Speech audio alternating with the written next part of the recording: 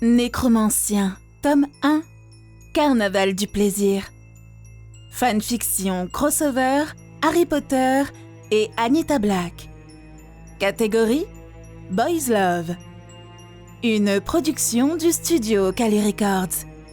N'hésitez pas à liker et à vous abonner pour être notifié de la suite.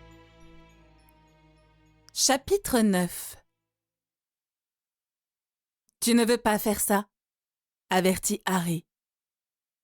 Tu ne passeras peut-être pas la nuit, car ma chère, je suis toxique. Bien sûr, il bluffait, mais il valait mieux qu'il mette toutes les chances de son côté.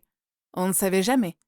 Et puis, à voir l'expression de la petite vampire, cela semblait fonctionner. La dernière personne qui a volé mon sang a fini par manger les mandragores par la racine. Techniquement, il ne mentait pas. Nicolaos fronça fortement les sourcils, mécontente. « Pourquoi es-tu ici à Saint-Louis ?»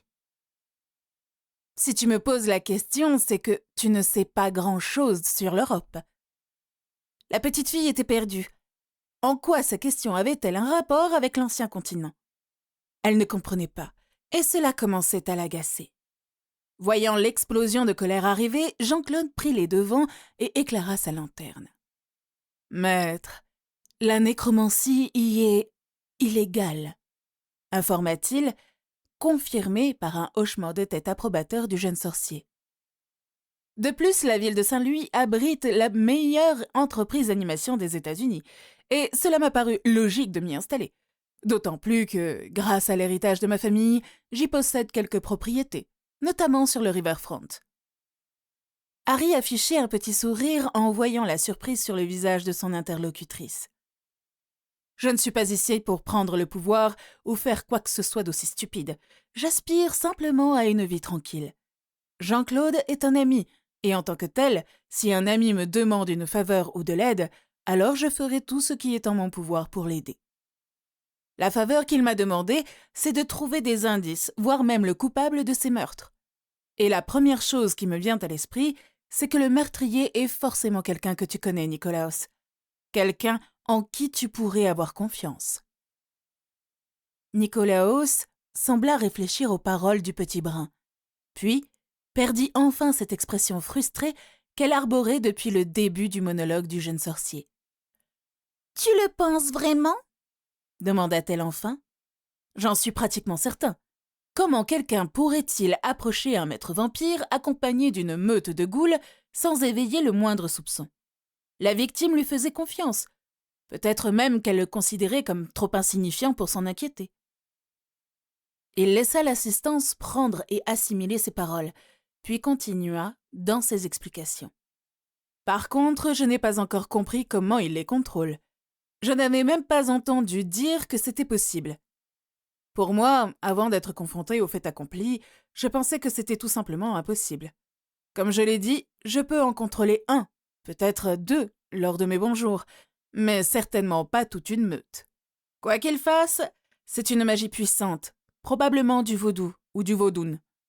Mais pour l'identifier, je pense sincèrement que tu as plus de chance que moi. » Le monstre sous les traits d'une petite fille réfléchit un instant, leva les yeux vers le nécromancien, puis recula légèrement en relevant le menton. « Je t'aime bien, d'une certaine manière. Tu ne me crains pas. Tu n'as pas peur de moi. Mais je n'aime pas ton insolence. Je devrais t'arracher la gorge pour t'apprendre le respect. »« Oh, j'ai peur, » répliqua Harry avec son air frondeur. « Mais je tiens à te prévenir, mes récepteurs de danger sont, disons, légèrement défectueux. On va dire que j'ai vu mon lot d'horreur. Je ne suis pas juste un humain fragile. » Sur ces mots, son regard vert se posa sur l'homme à l'allure militaire. « Vous êtes soldat, n'est-ce pas ? Burchard. Monsieur Burchard, que voyez-vous quand vous me regardez ? Mis à part le fait que je suis petit et jeune, que voyez-vous avec votre œil de soldat ?» Nicolaos se tourna brusquement et hocha la tête vers son serviteur. Celui-ci s'avança, balaya Harry du regard de haut en bas, puis s'empara de sa main. Harry le laissa faire et la retourna lentement. Vous êtes un guerrier et un habile. Vous avez vu la mort. Vous l'avez combattue toute votre vie, déclara-t-il en réalisant ce qu'il était en train d'observer. Bonne réponse, répondit Harry avec un demi-sourire. Tout comme moi, je vois un monstre se cacher dans les yeux d'un enfant. Nicolaos afficha un sourire narquois, teinté d'une satisfaction presque enfantine. « Tu traqueras la personne qui tue mes vampires, n'est-ce pas ?»« Je ferai de mon mieux, » déclara le jeune sorcier. La petite vampire sembla satisfaite de cette réponse. Elle hocha à nouveau la tête, puis fit un signe de la main à Aubrey et Burchard. « Il est temps que nous partions. Oh, Jean-Claude, je m'attends à ce que tu me tiennes au courant. Il n'y aura pas de seconde chance. »« Oui, maître, » répondit Jean-Claude en baissant la tête avec soumission. Voyant cela, Harry dut se retenir de lui coller une tape derrière la tête, juste pour l'empêcher de se courber ainsi. Jean-Claude n'était le soumis de personne. Cette pensée était profondément ancrée dans l'esprit du jeune sorcier, et voir une telle scène l'irritait au plus haut point. Aubrey lança à Harry un dernier regard chargé de dégoût, tandis que Burchard inclina la tête avec respect avant de prendre congé. Le blond restait silencieux pendant toute la scène, contournait les serviteurs de l'autre côté de la pièce. Il ne cessait de se contracter, jetant des regards nerveux de Harry à Jean-Claude, comme si quelque chose en eux le terrifiait profondément. Voyant le groupe s'éloigner, Harry observa la petite fille, en tête de cortège, se dandiner tout en fredonnant une comptine. Dans une cour de récréation, on l'aurait prise pour un ange. Mais là, dans un club de striptease masculin, l'image avait quelque chose de profondément dérangeant. La porte de la salle se referma sur les dernières notes chantées, et le silence retomba, pesant sur les ruines de l'ancien bureau de Jean-Claude. Harry balaya les débris du regard, tranquillement, jusqu'à qu'une voix contrite vienne briser le silence. Il releva brusquement la tête. Jean-Claude était assis par terre, tête baissée, berçant doucement son membre blessé. « Je suis désolé, mon petit prix, » murmura Jean-Claude. « Je n'ai pas pu rester à tes côtés. » Harry traversa la pièce, dégageant d'un coup de pied l'abat-jour cassé qui se trouvait sur son passage, et saisit doucement l'avant-bras de Jean-Claude, le faisant légèrement grimacer de douleur.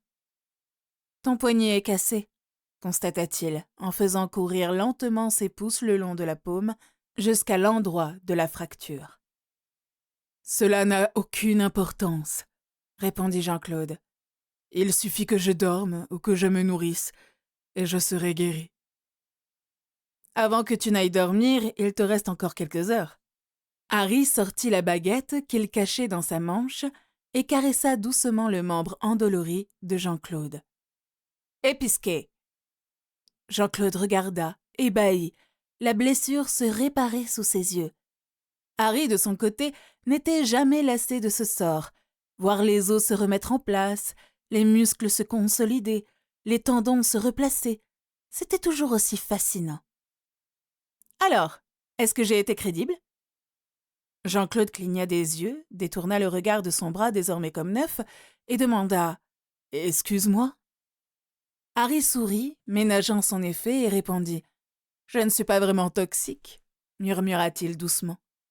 Les lèvres de Jean-Claude se contractèrent en un sourire hésitant. Cependant, il est vrai qu'un homme qui a volé mon sang est mort. Mais pas au moment du vol, nuance. Un peu de vérité saupoudrée de quelques mensonges. Faites un excellent travail. Je l'ai appris de Drago. Jean-Claude prit la mesure de ce que venait de dire le petit brun en face de lui. Il leva le regard au plafond, comme s'il cherchait ses mots, ou tentait de calmer une émotion forte, ou peut-être les deux à la fois. Lorsqu'il revint sur le jeune sorcier, son regard se durcit. « Je n'arrive pas à croire que tu sois allé la confronter et que tu aies survécu, mon petit prix. As-tu une idée de ce qu'elle aurait pu te faire ? Je n'aurais pas pu t'aider. Je n'aurais pas pu te protéger. » Harry fut surpris par la couche d'inquiétude frénétique qu'il percevait dans le ton de soie habituel de Jean-Claude. Ses yeux vifs et larges trahissaient une peur bien enracinée, mais il restait beau, même dans cet état. Comment un homme pouvait-il être aussi beau? « Je ne t'ai pas demandé de me protéger, » rappela-t-il doucement, comme pour tenter de dompter un dragon. Jean-Claude ferma la mâchoire et secoua la tête avec véhémence. « C'est mon devoir de te protéger. Je le dois. »« Non, Jean, tu n'y es pas obligé. De plus, tu n'es pas obligé de faire quoi que ce soit que tu ne veuilles pas. »« Mais je le dois !» insista Jean-Claude, en écartant son poignet de l'étreinte du jeune homme. « Et ton ami, je l'ai aussi plongé dans ce danger. »« Jean, ne te sens pas coupable, pour rien. Si effectivement Drago avait été amené devant le maître de la ville, il l'aurait assommé, elle et toute sa clique, » répondit Harry, essayant de le rassurer. « Non! Je ne peux pas me permettre de prendre ce risque. Il en est hors de question. Je ne peux pas le permettre !» explosa le vampire, visiblement paniqué. C'était bien la première fois qu'Harry était témoin d'une telle détresse venant de son ami, habituellement flegmatique, séducteur, pragmatique, mais certainement pas frénétique. « Pas avec toi, hors de question. Je ne te perdrai pas. » Harry devait bien admettre que voir Jean-Claude lui porter autant d'affection lui plaisait bien. C'était à tel point que, apparemment, le vampire n'avait pas remarqué qu'il avait changé de langue au milieu de la phrase. À en juger par les intonations, c'était du français. Harry n'avait aucune idée de ce qu'il avait dit, mais il pensa qu'il s'agissait peut-être du mot « perdre ». Cela lui rappelait Fleur Weasley, anciennement de la cour, chaque fois que Molly lui tapait sur les nerfs. « Jean, je ne suis pas aussi fragile que tu le penses, » dit-il calmement, en couvrant la diatribe de son interlocuteur, perdu dans sa langue natale. Mais au moins, le français était sexy. « Non, tu es mien !» s'écria passionnément Jean-Claude. « À moi ! Il est hors de question que cela arrive. Elle ne t'aura pas. Je ne la laisserai pas faire. Elle peut prendre ce qu'elle veut de moi, mais pas toi. » Cette déclaration passionnée provoqua chez le jeune sorcier une réaction purement physique. La peau commença à bourdonner, son visage commença à brûler, alors que les yeux de Jean-Claude se rétrécissaient sur lui, se faisant prédateur, et pendant un instant, un très court moment, il vit le vampire sous l'homme. Une aura sauvage scintillait autour de lui, et elle était rose. Ses cheveux semblaient s'enflammer de façon spectaculaire autour de sa tête, ses yeux s'assombrissant avec le contour des paupières alors qu'il puisait dans une force inconnue de son espèce. À ce moment-là, Harry vit le pouvoir de Jean-Claude se défaire en vagues, épaisses. Un contrôle parfait qui se brisait pour laisser place à une puissance brute. Il avait de loin beaucoup plus que 400 ans. Il l'avait mal jugé. Il était fort. « Tu ne comprends pas, ma belle. Nicolaos n'est pas une enfant avec qui il faut jouer. Elle est dangereuse. Elle a plus d'1 millénaire. Elle a des pouvoirs que même moi, je n'ai jamais vus auparavant. » Une brûlure s'était installée dans le creux de son estomac, et la seule chose qu'Harry trouva à faire, pour s'en distraire, était d'arranger la pièce. Il leva sa baguette et balaya l'espace d'un large mouvement du bras. Petit à petit, les débris, éclats de bois, verre et porcelaine, regagnèrent leur place comme s'ils n'avaient jamais été brisés. Le balai silencieux des fragments en mouvement eut le mérite d'interrompre Jean-Claude. Il ne fulminait plus. « Tu n'es qu'un idiot, Jean-Claude, » lança Harry. Le vampire ne put que hocher la tête, absorbé par le spectacle. Puis, tournant vers lui son regard où brillait une grande admiration, il répondit Je ne suis pas idiot. Je suis, bien au contraire, raisonnable. Ou du moins, je le crois. » Il inspira profondément et son corps sembla se détendre alors qu'il observait les derniers vestiges du chaos se remettre en place. Même la lampe en cristal, brisée un peu plus tôt et qui valait une petite fortune, reposait là, sans une éraflure, parfaitement à sa place, comme si rien ne s'était passé. « Je sais ce que tu dis. Tu penses que je dois être protégée de ton monde, mais j'ai déjà traversé des ténèbres bien pires, » dit Harry, la voix calme, mais ferme. « Non, je n'aurais jamais dû t'entraîner dans cette histoire, » s'écria Jean-Claude, toujours sur les nerfs. « Je suis content que tu l'aies fait. Tu es mon ami, Jean. Même si tu ne l'avais pas fait et que j'avais entendu parler de ce qui se tramait, je serais intervenu quand même. Je ne suis pas du genre à rester les bras croisés. » Jean-Claude ne répondit pas, mais sa tension sembla enfin redescendre, ses épaules s'affaissant légèrement. Par moments, Harry aurait aimé être doué en légilimencie, juste assez pour jeter un œil dans la tête de cet homme et comprendre ce qui le rongeait. Il ne comprenait pas pourquoi Jean-Claude tenait tant à le protéger. Ce n'était pas nécessaire, il n'en valait pas la peine, pas au point de s'en faire comme ça. Il n'était rien pour Jean-Claude. Alors pourquoi tout ça? Pourquoi cette fébrilité, cette intensité? Il ne pensait pas avoir le courage de poser la question. « Gryffondor, mon œil. Ta magie est magnifique. Je n'ai jamais vu une chose pareille. » Souffla Jean-Claude, encore fasciné. « Je te l'ai dit, je ne suis pas une sorcière, » répondit Harry, appuyant presque moqueusement sur le mot. « Cher Harry, je te promets de ne plus jamais te qualifier ainsi, » répondit le vampire avec un sourire en coin avant de s'incliner dans une révérence élégante, presque théâtrale. En se redressant, il fit rouler son poignet et réalisa qu'il n'avait plus la moindre douleur. « C'est merveilleux! Est-ce une sorte de focus ?» demanda-t-il en désignant d'un geste de tête la baguette encore tenue dans la main du jeune homme. « C'est ma baguette. En temps normal, je n'en ai pas besoin, » expliqua Harry. « Mais quand j'ai entendu que le maître de la ville s'était invité à la fête, j'ai préféré me tenir prêt. Alors je l'ai glissée dans ma manche, au cas où. » Il se pencha pour la ranger dans sa botte, un sourire en coin étirant ses lèvres. On ne sait jamais quand on aura besoin d'un peu de puissance de feu.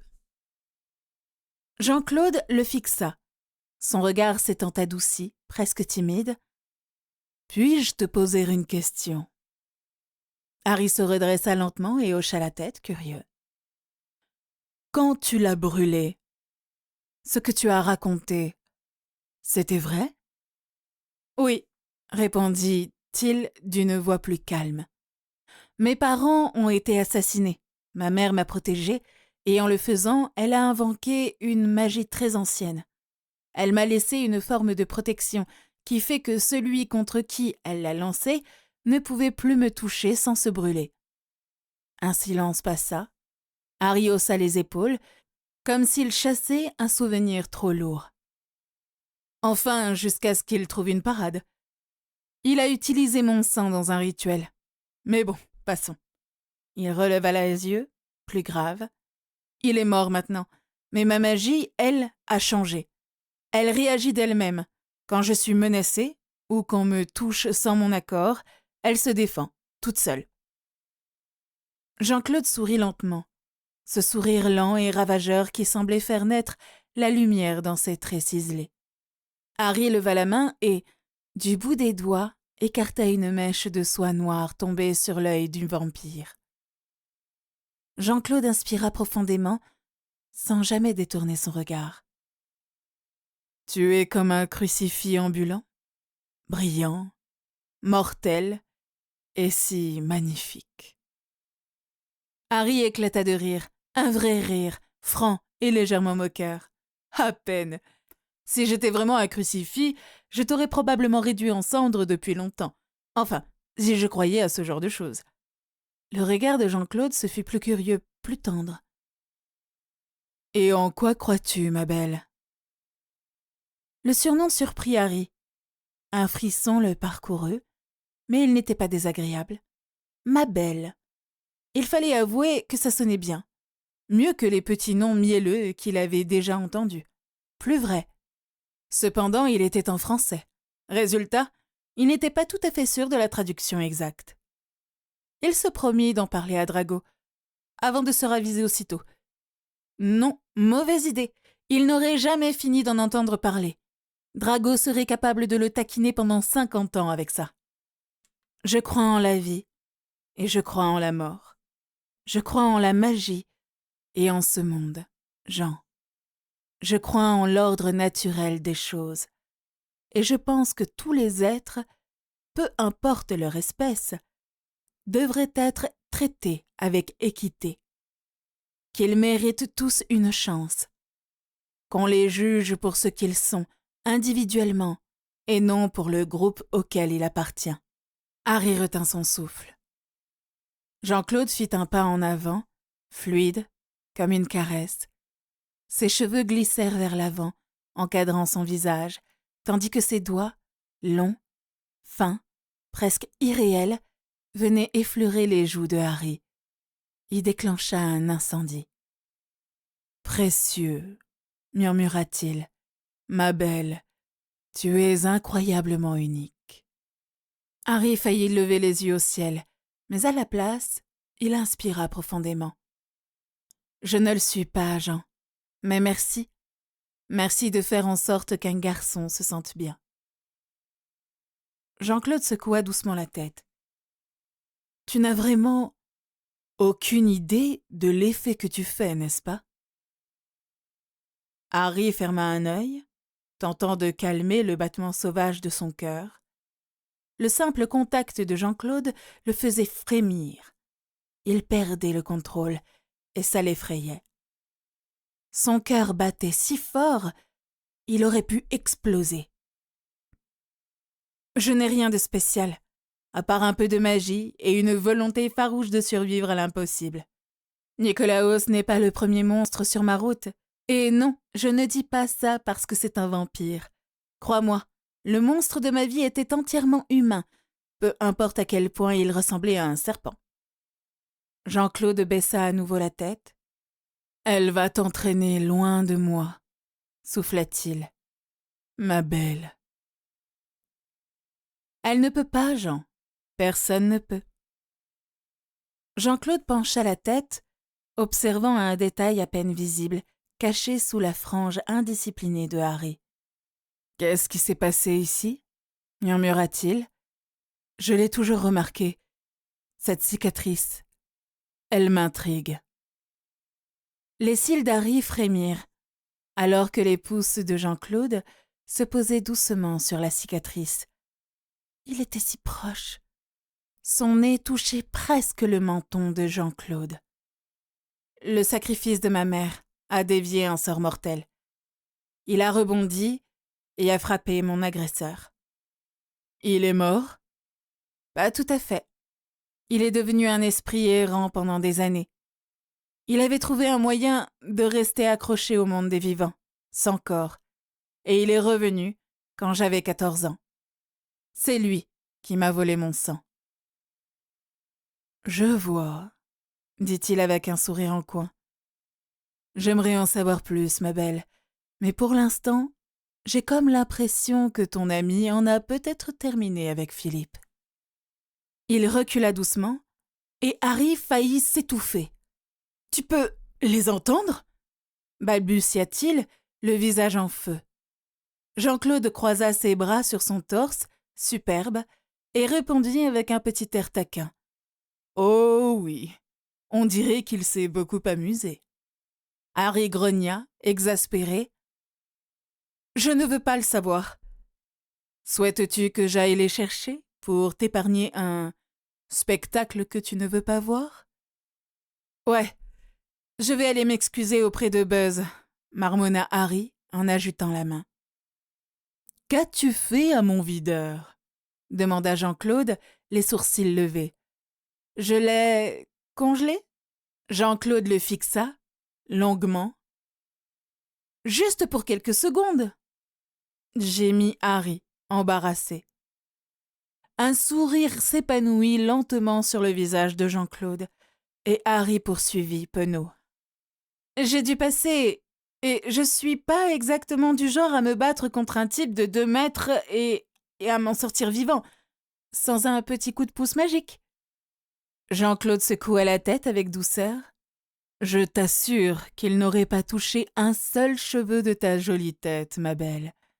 Peut-être t'aurait-il retenu, mais rien de plus. Il suit mes ordres. Peut-être, mais j'avais besoin d'entrer. Tu étais en mauvaise posture, et j'avais la possibilité de t'aider. Tu es venu me chercher, Jean. Tu voulais des réponses, alors fais-moi confiance un peu. Un silence, puis un sourire plus tendre. Jean-Claude s'inclina avec grâce. Merci, Harry. Et je suis désolé. Il lissa ses vêtements comme pour effacer ce qui s'était passé.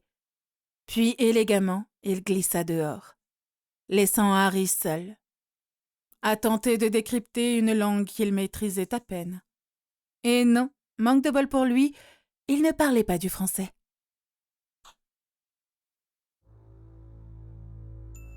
C'était Nécromancien, tome 1, Carnaval du plaisir. Fanfiction crossover, Harry Potter et Anita Black, par les studios Kali Records. Abonnez-vous pour être notifié de la suite.